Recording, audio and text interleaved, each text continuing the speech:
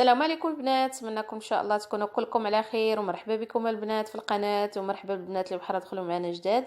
الوصفه تاع اليوم دجاج معسل بطريقه سهله مبسطه مختلفه شويه على الطريقه اللي تنطيبوا بها الدجاج، وتيجي ولا اروع. وكما كتشوفوا مخضرينه بالمشماش، ممكن تخضروا بالبرقوق ولا المشماش، اي حاجه من الفواكه الجافه، ممكن ديري تشريحه. وتيجي المذاق اللي مهم، تيجي المذاق رائع رائع يعني، والطريقه مختلفه تماما على الطريقه اللي مولفين تنطيبوا بها الدجاج. ونخليكم مع المقادير ومع طريقه التحضير. بالنسبه لهنا للدجاجه البنات كما تشوفوا استعملت الفخيضات، عندي 4 كيلو تاع الدجاج، عندي 4 الفصوص ديال الثومه، عندي هنايا واحد 3 الحبيبات ديال المسكر الحره مطحونين مع معلقه السكر كلاصي، شويه ديال الزعفران زغبه مع كاس تاع الماء دافي، معلقه كبيره ديال الخرقوم ومعلقه كبيره ديال سكينجبير، ونص معلقه صغيره البزار هنايا مخلطين، عندي معلقه ديال السمن، عندي معلقه صغيره ديال القرفه مع مرش، وعندي 3 العويدات ديال القرفه واللب ديال المصيره، وجوج ضمات ديال البنه، ضمات ديال الزعفران. كما تشوفوا معايا هنايا الفخيضات حيدت لهم الجلده، ممكن نتوما تخليوها. غادي ندير هذوك 4 الفصوص ديال الثومه، كل كيلو ديال اللحم ديال الدجاج ديروا فيه فص تاع الثومه. علاش؟ حيت هذا معسل ماشي تيكون حامض تاني بزاف. هنايا درت جوج ضمات ديال ديال الزعفران، عندي هنايا القرفه، معلقه صغيره القرفه وثلاثه العويدات القرفه، عندي معلقه سكينجبير ومعلقه الخرقوم ومعلقه نص معلقه صغيره ديال البزار ما نكتروش، وعندي معلقه صغيره ديال السمن. كما قلت لكم السمن عندي هنايا راه حار، الا كان ما حارش ديروا معلقه كبيره. عندي هنايا اللب ديال مصيره صغيره، يعني الحامض مرقد اللب ديالو، يعني هذيك اللبابه ندير يعني ديال وحده كانت كبيره ديروه نص. وغادي نخلط هاد المقادير بالنسبه للبسيبيسه وقعقله وشويه او البصله والقزبر معدنوس، ما تنديروش درك، يعني تنديرو حنايا ديك الدغميره اللي بات هاد الماريناد اللي بغينا نديرو به الدجاج.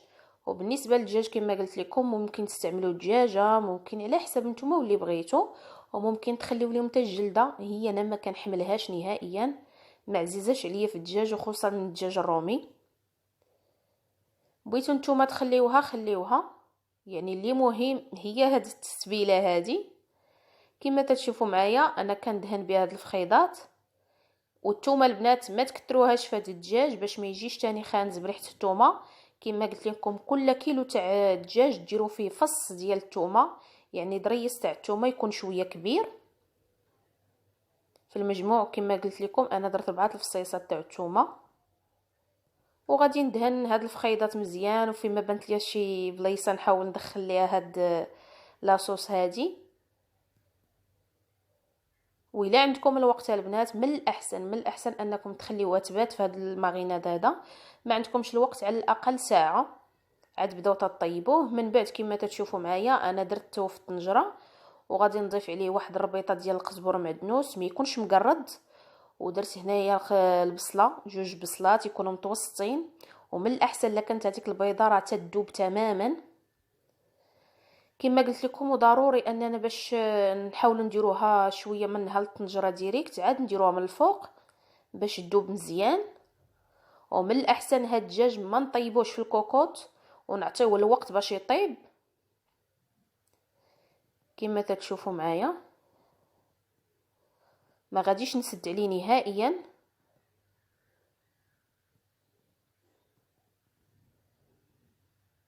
وغادي ندير هذيك سميتها اللي شاطت ليا اللي كاينه في اللاطه. وغادي نضيف هنايا ما غاديش ندير كميه الماء كثيره، غادي ندير تقريبا كاس تاع الماء ديال العنبه.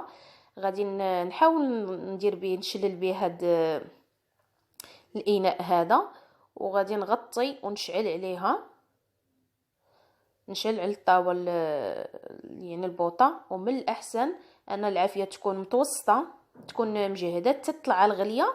عاد نقص هنايا درت 3 الحبات ديال قعقله وواحد جوج سميتو ديال بسيبيسه. كما تشوفوا قلت لك غادي نغطي عليها تطلع الغليه، والعافيه نديرها متوسطه باش ما تحرقش لينا، ونردو معاها البال. ملي تطيب تنحاول نحيد هاك الفخيضات والدغميره نخليها يعني تقال. هنايا درت معلقه كبيره ديال الزبده وجوج معالق ديال العسل.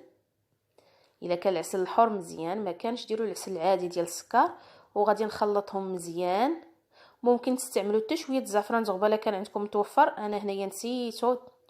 وغادي ندهن بهاد الفخيضات مزيان من الجناب باش يتحمروا مزيان. وبالنسبه للبنات الا خليتو الجلده راه تتجي مقرمله ومقرمشه بزاف، تجي يعني بحال تنقولوا كراميليزي. انا هنايا رغم ذلك ما غاديش نخلي الدجاج يتحمر بزاف باش ما يقسحش ليا. كما تتشوفوا راه ما عندوش الجلده اللي بتخليه يعني محافظ على ديك الطراوه ديالو من الداخل.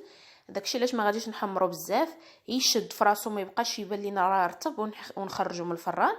وبالنسبه للفران تاع الغاز يعني العافيه متوسطه، الفران تاع الضوء درجه الحراره 180. ما تنبغيش نحمر انا على 200 درجه باش تيجي ناشف حتى من الداخل.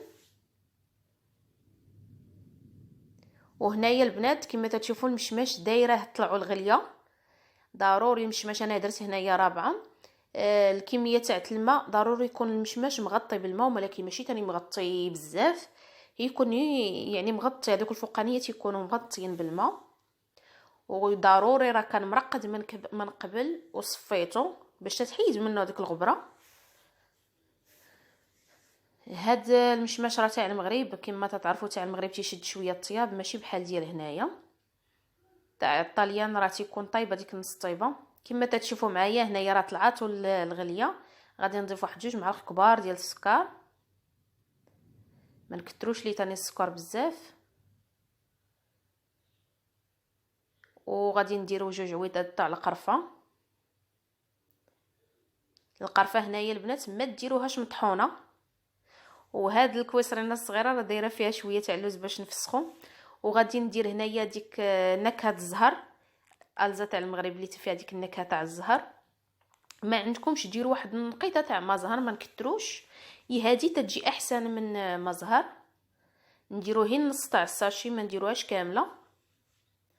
صافي وغادي نخليه حتى يتعسل مزيان صافي تيحيد منه داك الماء تيتبخر وتيرجع كيشكل العسل وتيجي معسل. وهذا هو الشكل ديالو النهائي منين تيطيب لينا الدجاج وتيجي رائع البنات. استفناه ودرنا لاصوص من تحت شويه، وممكن لاصوص تحطيها في شي زليفات كاع ترافقيها من الفوق حتى هي اللي بغى يغمس بها. وغادي نوريكم القوام ديالها كما تتشوفوا هنايا راه يعني باقي ما برداتش، باقا سخونه. ملي تتبرد تجي تتشد راسها. وديك كما قلت لكم المسكه الحره تزيد تعطي فيه واحد المذاق رائع. وبالنسبه لاصوص ديالو تجيبها فيها واحد المذاق مميز. داكشي باش تنفرقوا بينه وبين الطاجين ديال بين الدجاج المحمر ديال العراس العادي اللي تنستعملو. ونتمنى ان شاء الله تكون عجبتكم الوصفه تاع اليوم وتجربوها وتردوا لي ان شاء الله الخبار. ونتلاقاو ان شاء الله في فيديو اخر مع وصفات اخرين. وتهلاو في راسكم ومع السلامه.